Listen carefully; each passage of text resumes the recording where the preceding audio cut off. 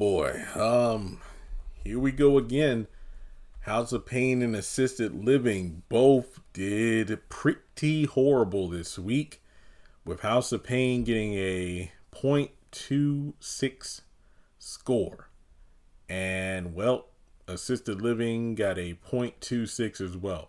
House of Payne barely edged it out. Assisted Living was a .261. House of Payne was a .266. But either way, I don't know. I mean, there are a lot of factors that go into this, but I feel like at the core, we should really just talk about these particular reboots as a whole, you know? Maybe this title is going to be a bit harsh, but in a lot of ways, I think that both House of Payne and Assisted Living failed as successful reboots to the original House of Payne series, and Assisted Living is arguably a Meet the Browns reboot. It pretty much is. I mean, let's be real. I think at the core, it has to do with BET. I was thinking about way back when. I think these shows originally debuted in 2020, if I'm not mistaken. Like, I think that, Sisters and Oval led the charge in late 2019. Then, of course, in 2020, that's when we got like the spinoffs like Ruthless and Bruh. And then, of course, we had Assisted Living and House of Payne making for 6 shows. And as time went on, we eventually got, of course, Zatima making it a core of 7 series. So basically you would have about 3 to 4 shows on BET and about 3 to 4 shows on BET Plus. But when you look at House of Payne and Assisted Living as it is right now in their 5th seasons, 9, 10, 11, 12, in their 5th seasons on BET. The promos, I don't know. And it's not just Assisted Living and a House of Payne that are suffering from this, but BET seems to have lost its knack for promotion. I don't know what it is about 2024, but the promos ain't promoing like they used to. I mean, I think Bruh was the first example of them being incredibly inconsistent. Now, with the return dates, them changing return dates for shows is not anything new, but this year has been really wild. Like, we'll see a full-on promo / trailer with a date at the very end, but then next thing you know, they'll change it up either the next day or 3 weeks later, or the day before the show is supposed to come back, and then it just throws everybody off, and that just has a negative impact on ratings. But even worse is that with Assisted Living and House of Payne, they aren't running separate advertisements like they used to. I think we would usually get 15-second promos of each show, and then sometimes we would just get like a 30-second promo. Both shows, but it would give us enough of each show so you could tell, okay, Janine's going to be in this episode, or Brown is going to have a prominent role in this episode. And I just look at this week's episode of House of Payne like, how the hell did it fail? You had CJ, Janine, Jasmine, Malik in a prominent and very good storyline. Even Calvin and Laura reconciled, even though a lot of people don't want them to, but they did. And I'm thinking, House of Payne could have had a banger trailer that would have made for a good episode. And I mean, a trailer that did involve the Curtis and Ella cake. I think they could have focused more on the drama. I mean, you could have plugged that in there. Like, Tuesday, CJ forgets about his anniversary to Janine. Oh. And then, Curtis and Ella show up for some at the very end. But they didn't do anything with that. So, when it comes to advertisement, let's hop back to like 2019. I forgot exactly when House of Payne was announced for a reboot. But I remember the original synopsis being that here we are 5 years later, even though the show's been gone for like longer than that. But either way, House of Payne was supposed to have a reboot which showcased the characters being older, confronting new problems, and this, that, and the third. So I'm like, oh snap, yeah, like Malik would be out of college, Jasmine could be on the verge of finishing up school, and Calvin, I wonder how things panned out between him and Miranda, and it would be like the next generation. And when you look at the first episode, We're introduced to Lisa. She's pregnant. And I'm thinking, oh, wow. Then Malik and, Lisa will be living at the, Payne household, CJ and Janine's house. And I'm like, oh, okay. Based off the ending of the episode, CJ and Janine are going to be the new Curtis and Ella. Because, think about how Calvin was in college, but always over at his parents' house. However, that was a lie. When you look at the timeline, I remember at one point being so confused. I can't remember the ages, but I know CJ told Curtis, I believe, how old Jasmine and Malik were. And I'm like, that makes no effing sense.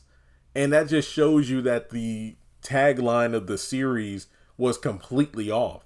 So even though the show wasn't misleading when it came to returning characters, like we had the original Payne family back, it failed in utilizing them properly because the writing was bad. And look, I'll get to the writing in a moment here, but I just wanted to showcase the false advertising, because even though you had all the characters back, if the script sucks, then so does the entire premise of the series, even when you have everybody back.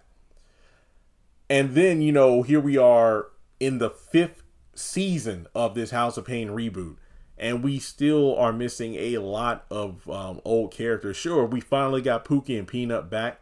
Floyd came in about well, actually he was in the 1st season, but he played a more prominent role in that one season where Curtis was gone for a while.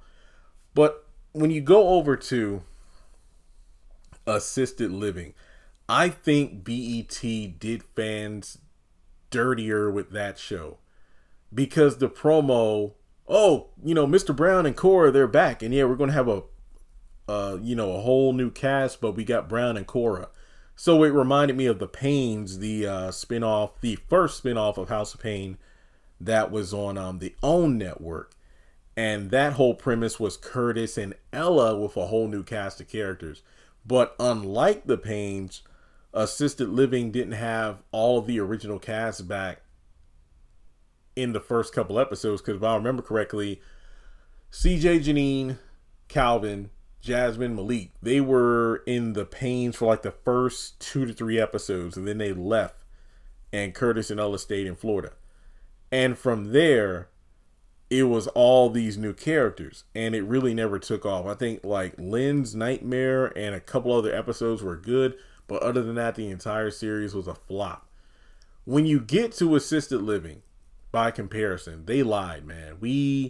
If I remember correctly, we didn't get Brown and Cora until like episode 6 or 7. We had to sit through damn near half a dozen episodes of some of the most mediocre acting and writing I've ever seen.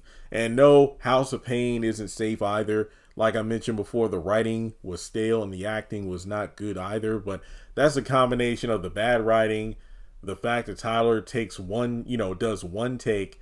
And, even though you had the original actors back, even the best actors couldn't make a shit script good. It was just, you could tell the script probably was really, dry, no meat on the bone, and the actors were kind of free to ad-lib because, the over-reliance on the laugh track made the episodes certainly painful to get through, pun intended. Assisted living, yeah, it was just really weak. And even though we have no additional set pieces for House of Payne, at least there are more locations in assisted living. Look, okay. CJ and Janine's house, which has the living room and the kitchen area. Curtis and Ella's house, which has the living room, the kitchen, and the backyard. So that's 5 places so far. Then you have Calvin's condo. If I remember correctly, those are all the set locations. Oh, also, you have the front porch of Curtis and Ella's house. And even though we don't see the full thing all the time, I believe we've seen a couple of times the exterior porch of, the porch of Janine and CJ's. So there. Assisted living, you have the assisted living facility, which has the dining room area, the living room area. I thought we saw Vinny's room once. I know we saw the kids' room a few times. Jeremy and Leah's room, and I think that's it. So yeah. And I feel like a lot of fans feel the same way, that both of these shows, particularly Assisted Living, gave off a Tyler Perry play vibe, as opposed to a legit series. And I also want to pinpoint the fact that the ratings, aside from BET just doing false advertising, I was really pissed off. Like, seriously, if you go back to Assisted Living, those first episodes were like the only ones that got like 1 million in ratings, because people were like, yo, let's watch it because House of Pain was on. Assisted Living. No, it was trash. It was trash. And then Brown and Cora finally showed up, but then you realize, yeah, this show isn't good. So essentially, both shows had awful season ones, which goes to the writing. Tyler wrote it himself. And remember, this was right after the whole thing of work ethic. Wasn't it like January of 2020, I believe? Pre-pandemic. This was a couple months before the pandemic broke. But he made that Instagram video or whatever where we saw a mountain of scripts on his table about no writer's room. He did it all himself. It was Sisters, Oval, Bruh, Ruthless, Assisted Living, House of Pain. Wait, did I say that already? Assisted Living, House of Pain, Sisters, The Oval, Bruh, Ruthless. So that was like 6 shows, and I think he probably had a couple movie scripts up there too. So there was a lot of projects he did solo, and people were getting on him about not having writers' rooms. And then when you actually saw the finished products, probably like film stuff in like 5 days, and then you have all these scripts and they're just terrible. That's why. And when it comes to the ratings, I'm debating if it's one of two things or both as to why, for whatever reason, when Tyler finally handed over Assisted Living and House of Pain to new writers and new directors for their season 2s, why the ratings just dropped considerably. Because say what you will about the overall quality of both shows during their initial seasons, but the ratings were much higher then compared to season 2 moving onward or moving forward. And I've said this a number of times. You can even go back and watch those videos. When I did my episode reviews for House of Pain season 10, episode 1, and Assisted Living season 2, episode 1, you could just tell the excitement in my voice because I was literally floored by how well both shows were compared to season 1. I'm like, dang, this one episode is better than the entire 22, 25 episodes we got in that season 1. Because these new writers, they were not playing around. But for whatever reason, the ratings just didn't do it. I'm thinking it's either due to the fact that Tyler left such a bad taste in people's mouths from that first season of both shows that were trash that they didn't bother trying to come back for more. Or on the flip side, BET, Family Fun Night kept switching around like one, and I mean by each half of the season, like season 1A of Assisted Living and season 1B of Assisted Living. One section might air Tuesday nights and then the next one Wednesday, and it just got really inconsistent. But to be fair, they did promote the heck out of both shows. It's just the fact that, I don't know, maybe people just weren't feeling it. They're like, and you know what? This isn't my House of Pain. This isn't the original House of Pain. And then with Assisted Living, give me Meet the Browns. Give me Sasha, Bianca, and all them. These aren't them. I don't know. Plus, Assisted Living, I think, had it worse because the entire first season was about establishing the assisted living facility. I think the show got better after, they cleaned up the dump that was the facility and made it into a legit place. That's when it was good. People were tired of the same torn down set piece for like 18 episodes. And I don't blame them. At least House of Pain was switching it up, going to different locations. But moving forward from there, House of Pain, Janine and Jasmine were gone for a long time. I don't think, when did Jasmine come back? Was it at the beginning of season 12? I think. I know she was not in seasons 10, maybe even 11. Then I know Janine eventually came back. But yeah, it was tough. Yeah, I want to say the beginning of season 12. What was it called? Like New Money. I think that was the premiere episode. But then that, strangely enough, I won't forget that episode because that's the one where the laugh track was completely muted. I don't know why. It must have been an audio thing, but it was kind of weird watching the episode without the laugh track, which is funny because in season 2 onward, they did a great job utilizing the laugh track sparingly as opposed to the overuse we got in season 1. But yeah, I think there are a lot of things that people just grew tired of with both shows. And I can't blame them. I mean, when you bring back shows that have a very, very dedicated fan base. I mean, heck, you can replay any episode of Assisted Living. I mean, not Assisted, Meet the Browns and the original House of Payne, and fans will rewatch them in a heartbeat compared to the current iterations of both of these shows. So were they doomed from the start? I don't think so. Not initially. I think with Assisted Living, they made a bold decision. I mean, on the OWN network, they should have known better.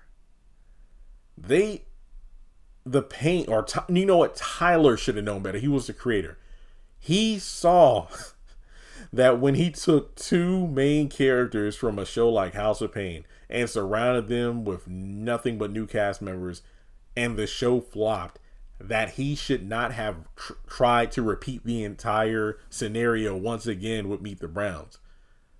I mean, the premise of Meet the Browns would make more sense. Hey, Cora and Brown are still at the boarding house, and it would make sense that there would be a rotating cast of characters since not everybody from the original series would still be living in the boarding house X amount of years later.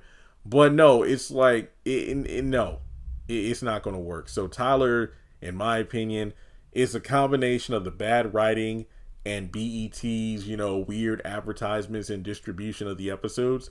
That's why these shows failed. And I don't, pray for the downfall of any of these shows, but I do think that they just need to end it. I do feel like it's the contractual agreements, like Tyler filmed this stuff. Tyler Perry Studios has created the content and BET's throwing out what they have, but I truly don't think either of these shows needs to go on any further.